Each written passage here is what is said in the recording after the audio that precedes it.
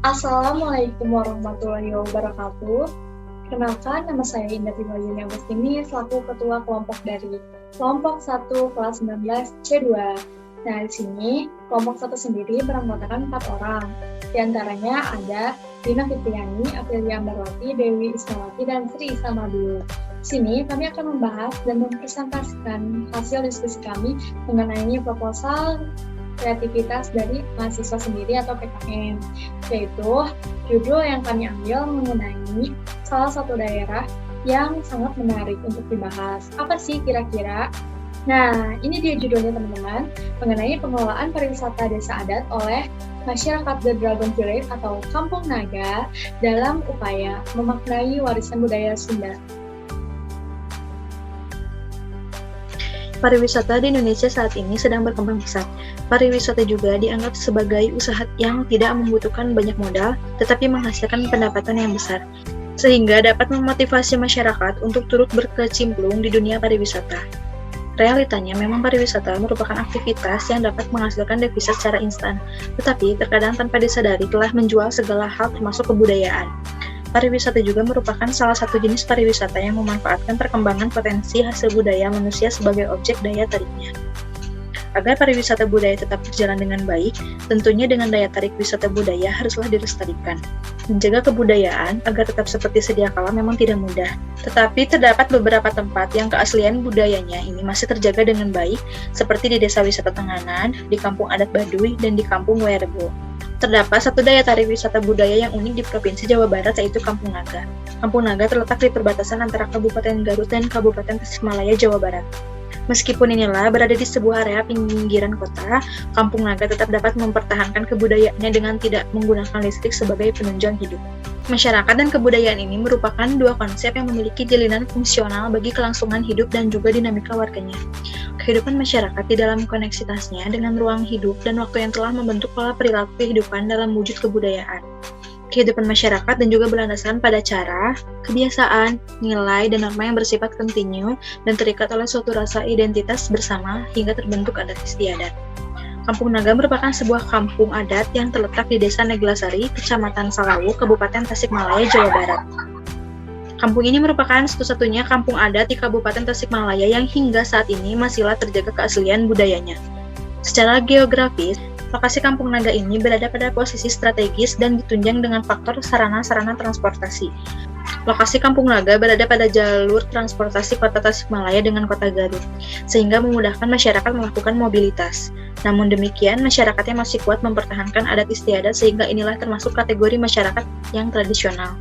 Dengan demikian, dapat diungkapkan dari suatu asumsi bahwasannya adat istiadat memiliki daya dukung terhadap kelangsungan hidup masyarakat dan masyarakat memiliki daya adaptabilitas terhadap adat istiadat.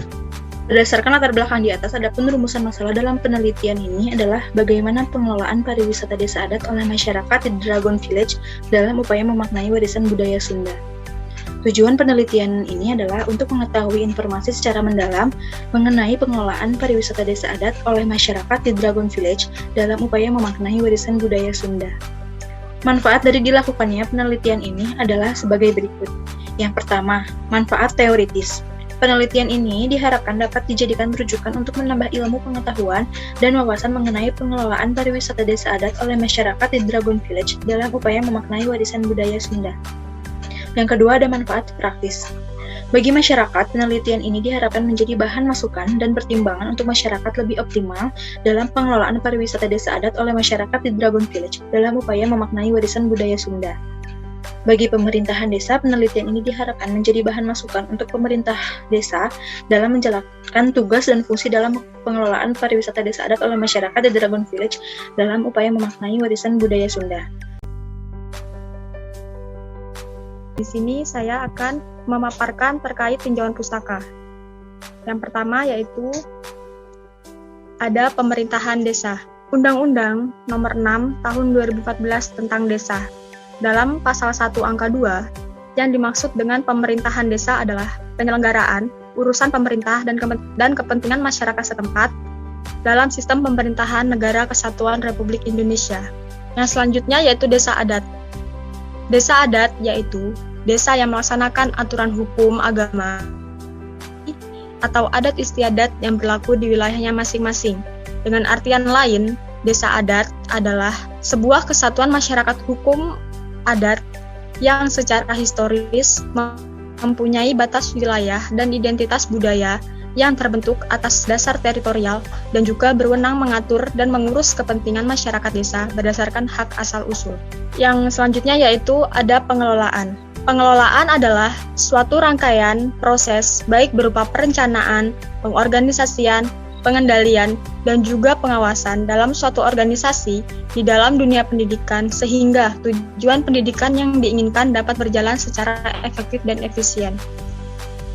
Materi tinjauan pustaka selanjutnya akan diteruskan oleh teman saya. Di sini saya akan memaparkan pengertian dari pariwisata, kebudayaan, serta warisan budaya. Yang pertama yaitu pariwisata adalah berbagai macam kegiatan wisata dan didukung berbagai fasilitas dan layanan yang disediakan oleh masyarakat, pengusaha, pemerintah pusat maupun pemerintah daerah. Pariwisata juga dapat dimaknai sebagai perjalanan yang penuh atau lengkap, yaitu bepergian dari suatu tempat tertentu ke satu tempat atau beberapa tempat lain, singgah atau tinggal beberapa saat tanpa bermaksud untuk menetap dan kemudian kembali ke tempat asal. Selanjutnya ada budaya dan kebudayaan.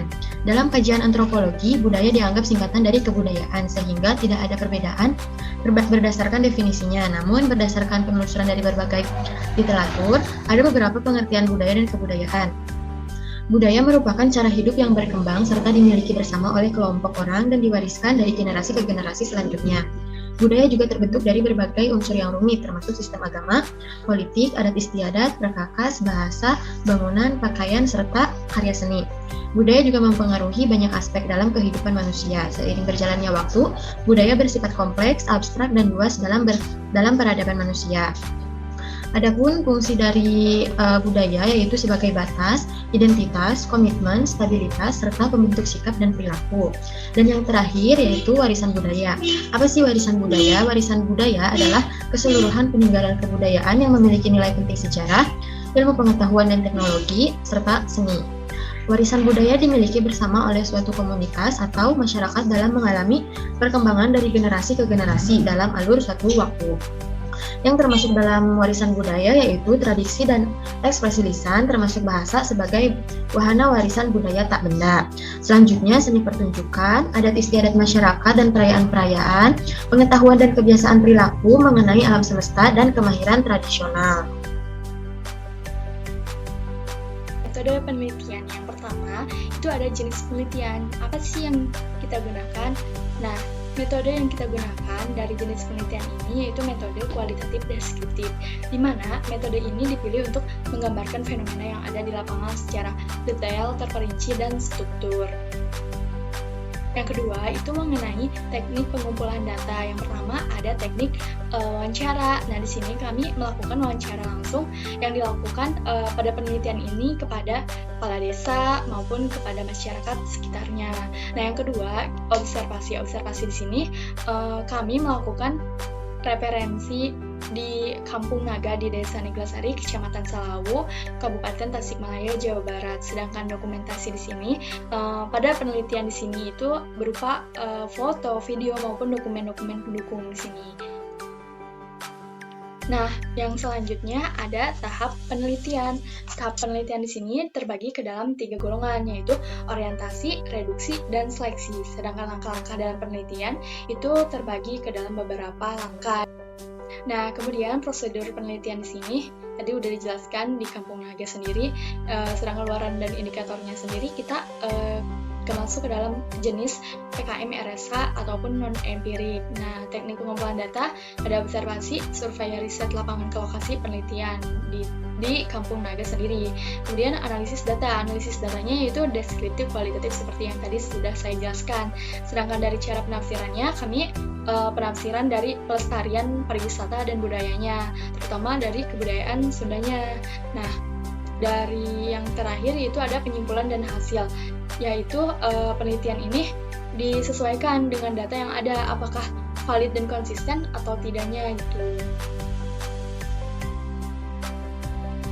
Bab 4, biaya dan jadwal kegiatan. Pertama, biaya anggaran. Di sini saya akan menjelaskan anggaran-anggaran yang telah disusun dalam proposal program kreativitas mahasiswa kelompok 1. Pertama, jenis pengeluaran kebutuhan kegiatan virtual sebesar Rp750.000. Kedua, jenis pengeluaran biaya habis pakai sebesar Rp1.480.000. Ketiga, jenis pengeluaran perjalanan dalam kota sebesar Rp3.000.000. Dan keempat, jenis pengeluaran lain-lain sebesar Rp1.650.000. Jadi total anggaran yang dibutuhkan dalam proposal tersebut sebesar Rp6.880.000 dengan rincian berikut ini.